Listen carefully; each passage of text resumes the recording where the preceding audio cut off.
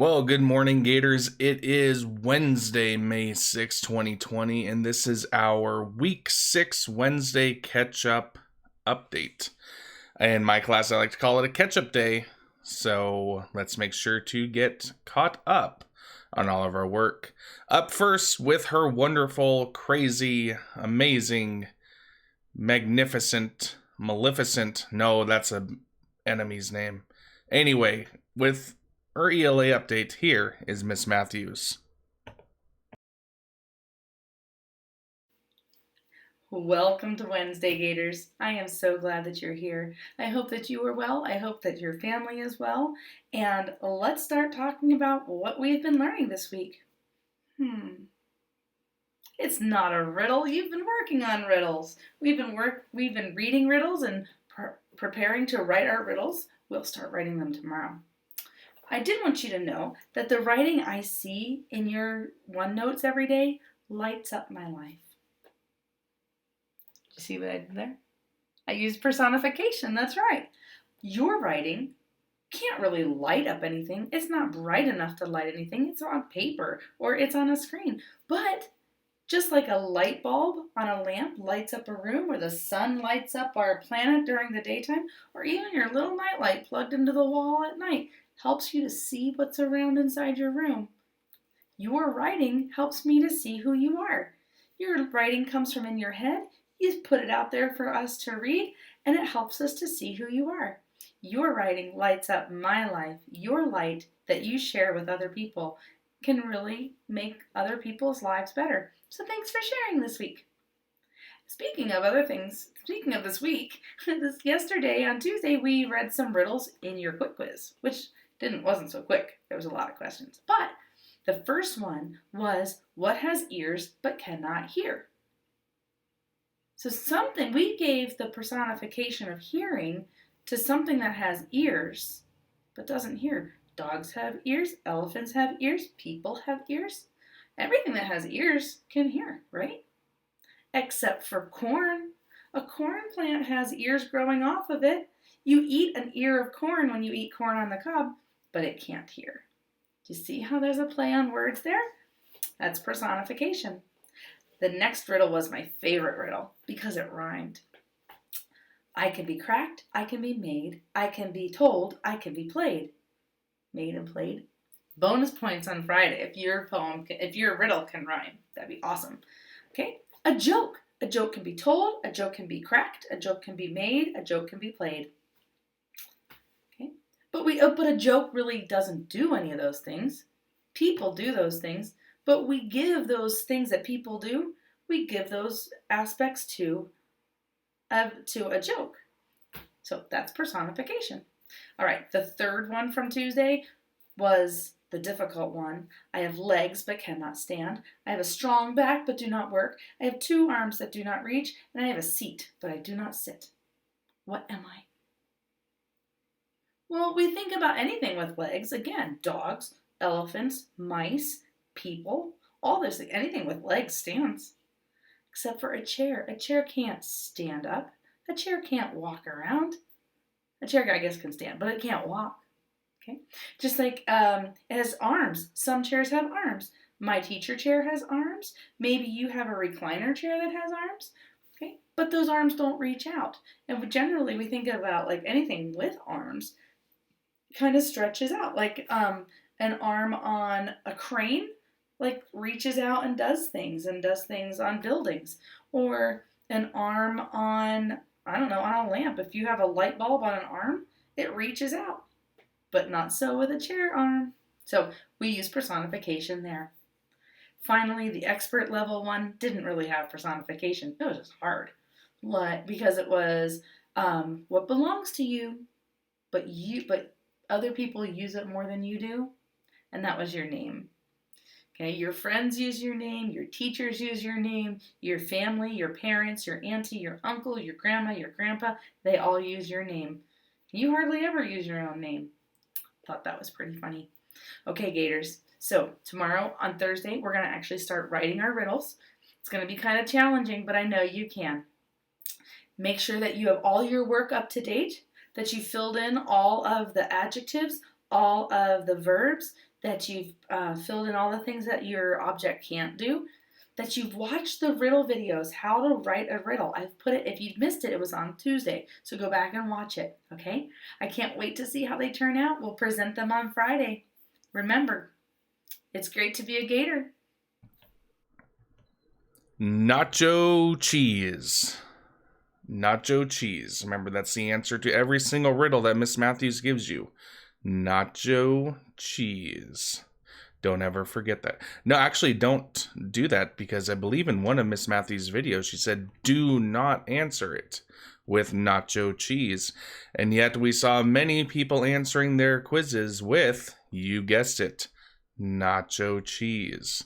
So my big thing for you guys today is we want to make sure that we are watching the videos, that we are paying attention to what the video says, and being successful that way. Also, I did have a couple of kids yesterday asking for help, and guess what? Turned out they didn't watch the video. And once they did watch the video, they're like, oh, you were right, Mr. Keefe. I know what to do now. So we want to make sure that we are doing that. Miss Matthews is really getting good on her green screen skills there. Did you see how everything was changing behind her and all that stuff? That was awesome. And she's continuing to improve her learning with the video editing skills and all that stuff as we go through this. So that's kind of fun. One thing I want to share with you guys is kind of the data that we have from our quick checks that we've been doing. And on here, I just want to point out a couple of things that really stood out to us teachers. The first thing, this was the math quick check from just yesterday. And just showing you not the results, but just showing you what each person did on, or not what each person did, but how many in each class responded. In my class on the math, 16 out of 24. In Miss Matthews, 9 out of 27.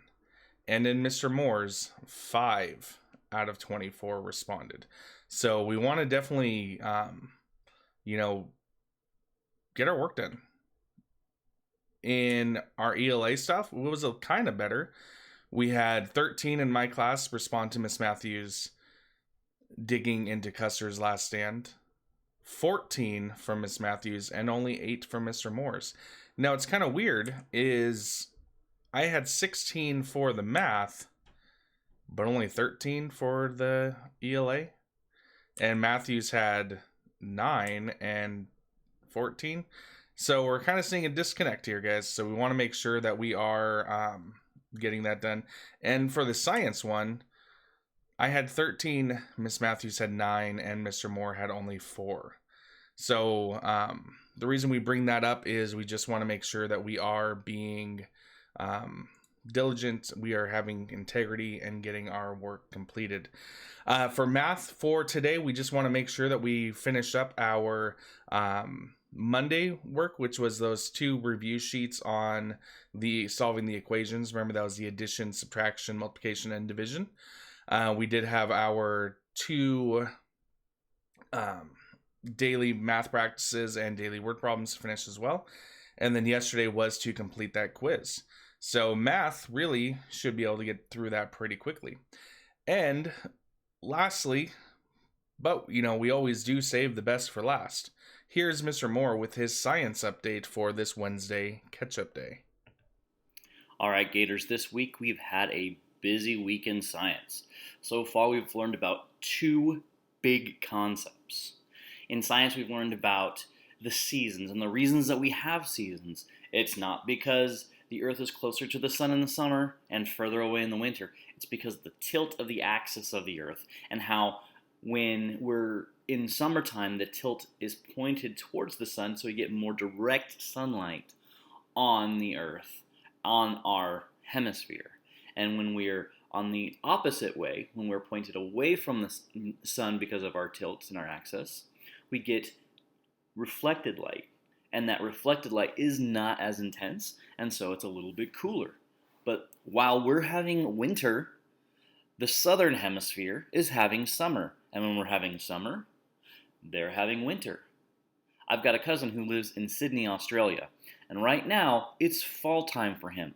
It's springtime for us. We're getting ready to go into our summer, but for him, his summer just finished up, and he's going into summer. So we've talked about those concepts. And we've also talked about sunlight and how not only does it cause the seasons, but sunlight also causes shadows.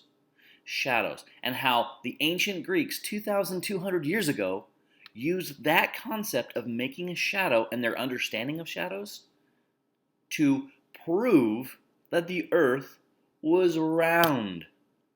They knew that the earth was round 2,200 years ago, and they knew how big the earth was based on that, using some math. Now, most of the people in the world forgot that it was round and thought it was flat until about 500 years ago when we sailed across the Atlantic Ocean and proved that, yep, the earth actually is round. So 1700 years before that, we'd already proven that the world was round. It's funny how little things like shadows and sunlight can cause major differences here on Earth. So we've learned about these concepts. We've learned about shadows and we've learned about seasons this week. Now, for the rest of the week, we're going to take that knowledge and we're going to apply it and do some hands-on activities and prove that actually the sun creating shadows and the sunlight creating direct sunlight is pretty powerful. And we're going to discover some interesting things about sunlight. All right, guys. One last note. I want to make sure that everyone is turning in their work. Ladies and gentlemen, it's really important that you guys are watching the videos. The videos contain all the information that you need for your lessons. If you are having issues with your lessons, you cannot, if they won't load or there's some problems, please reach out to your teachers. Let us know. We want to help you. But don't just sit by and say, oh, it didn't work today. I guess I don't have to do work today. It's really important that you guys are getting your work completed and turned in. Completed and turned in. All right. Get out there. Do the best you possibly can. If you haven't finished this week's work yet, finish it up. And remember, it is great to be a Gator. All right, thanks for that, Mr. Moore. A couple things after what you were saying there. Can you ask your cousin if the toilet, when it flushes, if it goes the other way? Because, that's something that I keep hearing that I don't know if it's true or not, but can you ask him that for me, please? And then secondly, the Earth's not flat? I'm really confused. I've always been told the Earth was flat. I mean, there are people out there that, the Earth is flat. So you're telling me it's round? You might just might have ruined everything. I'm going to need a day to recover from this. But luckily today is our Catch-Up Wednesday, guys. As we've all said, make sure to watch the videos, make sure to get your stuff caught up, and let your teacher know when you are finished, and make sure to turn in your assignments. If you need anything, remember to reach out to us, and we will get back to you as quickly as we possibly can.